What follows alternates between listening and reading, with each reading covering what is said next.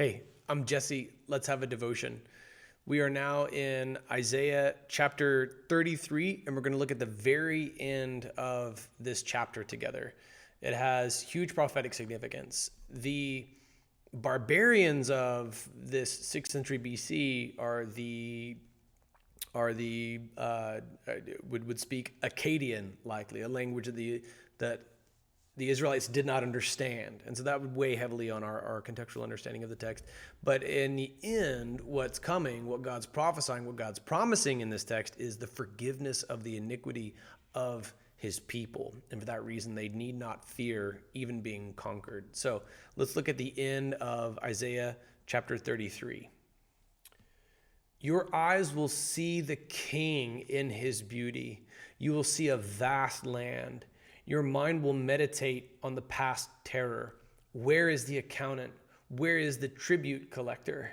Where is the one who spied out our defenses? You will no longer see the barbarians, a people whose speech is difficult to comprehend, who stammer in a language that is not understood. This was likely the Assyrians who spoke Akkadian, but there's another interpretation of this passage where it speaks to all nations who are against God compared to the people of God who are within him. So there's a now and a not yet application of this chapter as well. There's that law of dual interpretation, that it meant something immediately to the people of Judah, but it also means something to those of us in the New Testament as well. You will no longer see the barbarians, a people whose speech is difficult to comprehend, who stammer in a language that is not understood. Look at Zion, the city of our festival times. Your eyes will see Jerusalem, a peaceful pasture, a tent that does not wander. Its tent pegs will not be pulled up, nor will any of its cords be loosened. The imagery of Jerusalem as if it were a tent could speak to the fragility of Jerusalem compared to what's coming. And yet they need not fear because God is going to keep them in place. I think there's something very humbling about this. For the majestic one, our Lord will be there, a place of rivers and broad streams where ships that are rowed will not go and majestic vessels will not pass. For the Lord is our judge, the Lord is our lawgiver, the Lord is our king. He will save us. Man, that is a memory verse right there. That's Isaiah 33, verse 22. And I'll say it one more time because it's worth repeating. For the Lord is our judge, the Lord is our lawgiver, the Lord is our king. He will save us. He's the ultimate judge because everyone has to stand before him one day. He is the lawgiver. Literally, this is actually why we had 10 commandment monuments outside of courthouses, not because we're under the delusion that we're a theocracy, right? For crying out loud, look at some of the sins we commit and even legislate and fund with taxes.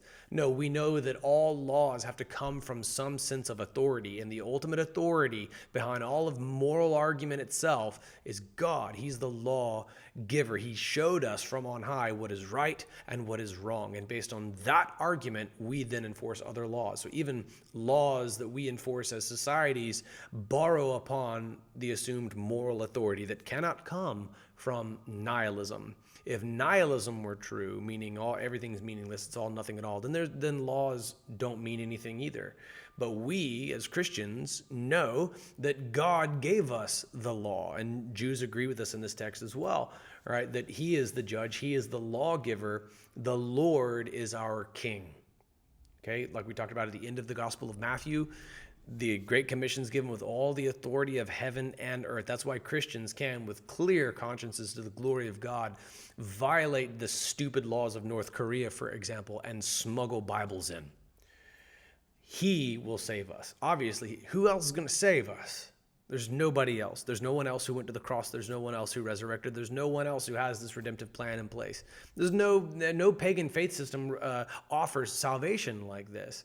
He is both the judge and the lawgiver. That's quite a judge right there. When the judge wrote the law himself, you know that he's enforcing it with absolute integrity. Verse 23, here, the audience of the text seems to shift.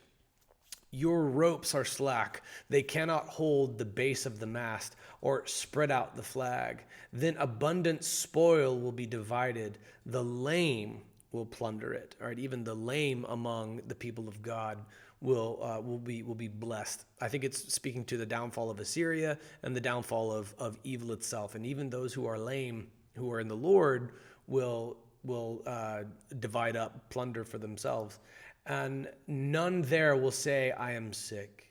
The people who dwell there will be forgiven their iniquity. So when it speaks to those who dwell there in verse 24, it's referring back to Zion, Jerusalem. Okay, it's referring to the people who are kept safe by the Lord. All right.